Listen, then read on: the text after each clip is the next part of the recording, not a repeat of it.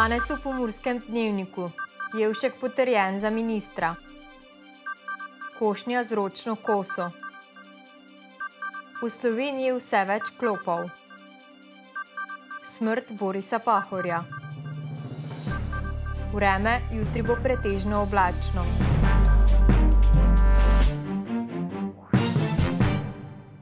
Spoštovane gledalke, cenjeni gledalci, lepo pozdravljeni.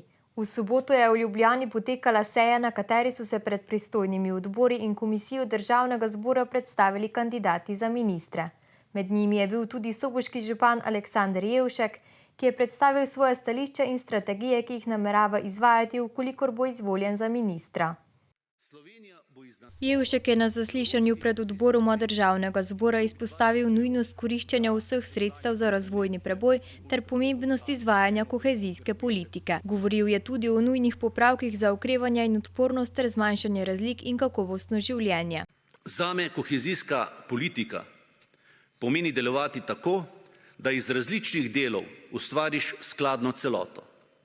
Pomeni izravnavanje razvojnih razlik, neenakosti, ustvarjanje enakih možnosti za kakovostno življenje. Kot poudarja Jevšek, je treba namesto skladnega razvoja pospešiti trajnostni razvoj Slovenije, zagotoviti razvojna sredstva za regije zunaj kohezijskega okvira, razviti nove finančne mehanizme za razvoj regij in prenesti večje pristojnosti na regije za finančne spodbude. Sredstva kohezijske politike pa so po njegovem mnenju namenjena izenačevanju razvojnih možnosti regij, občin, podjetij, skupnosti in predvsem ljudi. Kaj pa je ob njegovi predstavitvi povedal pomurski poslanec Tine Novak? Tako sem zadnjih 8 let kot občan mestne občine Murska Sobota lahko spremljal pospešen razvoj našega lepega Varaša. Zadnje 4 leta sem pa kot sodelavec razvojnega centra oziroma razvojne agencije. Kdo pozna razvojne agencije, ve, da je v sam DNK razvojnih agencij vtkan regionalni razvoj. Še po strokovni plati opazoval strokovnost kandidata na tem področju. Na zaslišanju se je omenilo tudi nove pristope pri zmanjševanju regionalnih razlik in vpeljavo 2 načel v politiko regionalnega razvoja. Kako pa bi spremembe dosegli? Za pametnim upravljanjem evropskih sredstev, da bo izvajanje enostavno, transparentno in pošteno, predvsem pa, da bo z ambicioznim kohezijskim programom usmerjeno v prave razvojne prioritete in ne le v beton. Jevšek je s svojo predstavitvijo naposled prepričal odbora Državnega zbora za gospodarstvo in za zadeve Evropske unije. Njegovo predstavitev je kot ustrezno ocenilo 11 članov odbora za gospodarstvo in 10 članov odbora za zadeve Evropske unije. Neustrezna pa se je zdela zgolj 5. Kot ustreznega kandidata ga je potrdil tudi pomurski poslanec Damjan Zrim. Kandidata ocenjujem sam kot zelo strokovnega, kateri pozna lokalno problematiko, ne ločuje med večjimi občinami in manjšimi, torej da zagovarja enaki razvoj, tako lahko bi rekli od Goričkega nekakor do Pirana. To pomeni, da je Jevšek tako potrjen kot minister za razvoj in evropsko kohezijsko politiko.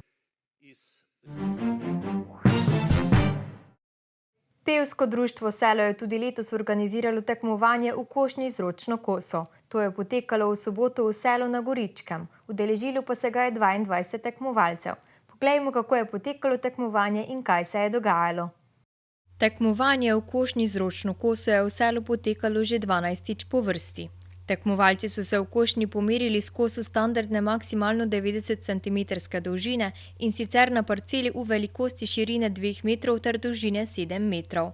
Košnja je potekala tako, da je najprej kosil prvi, ko je končal, je kosil drugi in nato tretji ter tako naprej. Ocenjevala pa se je kakovost in hitrost košnje, pri čemer je poudarek ležal na kakovosti. Skupno se je v košnji pomerilo 22 tekmovalcev v različnih disciplinah. Tokrat so bili vsi tekmovalci iz Slovenije, za tekmovanje pa ni bilo nobenih omejitev, ne starostnih in ne po spolu. V kategoriji kosic je prvo mesto osvojila Marija Makari iz Sela, druga je bila Marija Veršič iz Ljubljane, tretja pa Renata Sever iz Sela. Pri koscih pa so se med člani najbolje izkazali Martin Makari iz Sela, Milan Mlakar iz Čikečke vasi ter Vincent Erniša iz Suhega Vrha.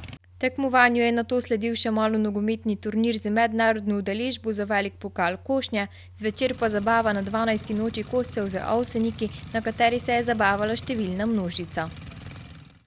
Topli poletni dnevi kličejo po prijetnih sprehodih v gozdovih, travnikih in druženju v naravi, v kateri pa so nažalost čedalje bolj prisotni tudi klopi, ki so lahko v primeru okužbe za nas zelo nevarni. V oddaji Minute za zdravje smo zato tokrat gostili magistro farmacije Polonco Fialo Novak, ki nam je povedala več o klopih in okužbah, ki jih lahko ti prinesejo, ter o tem, kako se zaščititi pred njimi. Vemo, da Slovenija velja nekako za oazo klopov, da imamo res veliko klopov, da se ta incidenca celo potem okuženosti narašča, da smo dokaj na vrhu lestvice, kar se tiče primerjavo z drugimi državami v Evropi. To se pravi, ja, Slovenija je očitno taka res, kot pravim, oaza klopov in tudi zato tudi teh težav, bolezni, če lahko rečeva, tudi iz leta v leto več. Zdaj vemo, da klopi niso samo nekako v gozdovih, da tudi so dejansko nahajajo v travi, da se dejansko lahko okužiš kjerkoli, kadar je res torej klop okužen.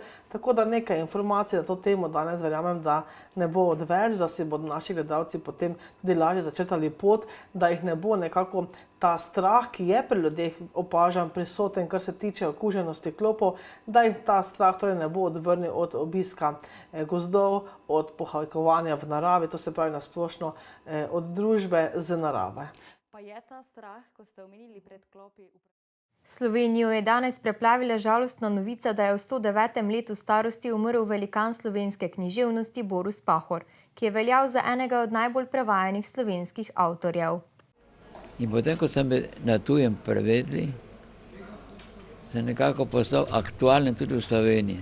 Preminuli Boris Pahor je močno zaznamoval slovensko književnost. Čeprav je večinoma živel v Italiji, je bil zavedni Slovenec in nacionalist. Pričeval je v fašističnem nasilju, katerega žrtev je bil tudi sam. Med drugo svetovno vojno je bil namreč zaprt v koncentracijskem taborišču, v čimer je pozneje napisal tudi roman Nekropola, ki je bil preveden v več jezikov in velja za pisateljevo največje delo. Pisatelj je bil hkrati tudi velik zagovornik, da se Slovenija osamosvoji. S svojim aktivnim prizadevanjem je dosegel, da so leta 2020 ob 100. obletnici požiga Narodnega doma v Trstu le-tega obnovili ter ga vrnili Slovencem. Istega leta je prejel najvišji državni odlikovanji Slovenije ter Italije, ki sta mu jo izročila predsednika Borut Pahor in Sergio Mattarella. Leta 1992 je pisatelj med drugim prejel tudi Prešernovo nagrado, postal častni meščan Trsta, redni član Slovenske akademije znanosti in umetnosti ter leta 2007 prejel najvišje francosko državno priznanje. Večkrat je bil omenjen tudi kot kandidat za Nobelovo nagrado za književnost. Kot je razvidno iz navedenih dejstev, se je poslovil velik človek, mislec in znameniti pisatelj. Njegova zvestoba slovenstvu, slovenski kulturi in jeziku ostaja naš navdih. In zato moram reči, vsa čast vam tukaj. In nekako smo si zelo podobni na vseh koncih, kjer smo ob robu. Tako na Koroškem, tako na Primorskem, tako tudi tukaj pri vas. V dvorcu Rakičan se kmalu obetajo zanimive spremembe. Vzpostaviti nameravajo nov konjeniški park z najsodobnejšim sistemom bivanja konj, imenovanjem odprti hlevi, ki bo dobro vplival tako na konja kot tudi na oskrbovalce. Hkrati si želijo vpeljati tudi nova turistična doživetja za obiskovalce. Več o tem ter druge zanimive novice pa si lahko preberete na sobotainfo.com. Za konec pa še preverimo, kakšno vreme nas čaka v prihodnjih dneh.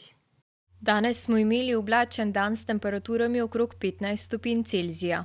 Opoldne smo v Karinskem parku Goričko namerili 14, v Murski Soboti in Radencih 13, v Lendavi pa 19 stopinj Celzija. Jutri bo dopoldne še večinoma oblačno z občasnimi krajevnimi padavinami. Popoldne pa bo delno jasno s spremenljivo oblačnostjo. Pojavljale se bodo plohe, lahko tudi kakšna nevihta. Najnižje jutranje temperature bodo od 7 do 12, ob morju okoli 15, najvišje dnevne pa od 19 do 23 stopinj Celzija. Najnižje jutranje temperature bodo v severovzhodni Sloveniji, v Murski Soboti in Mariboru okrog 9, dnevne pa od 23 do 24 stopinj Celzija. V sredo bo delno jasno, zjutraj bo po nižinah nekaj megle. Popoldne bo nastalo nekaj ploh ali neviht. Postalo bo topleje.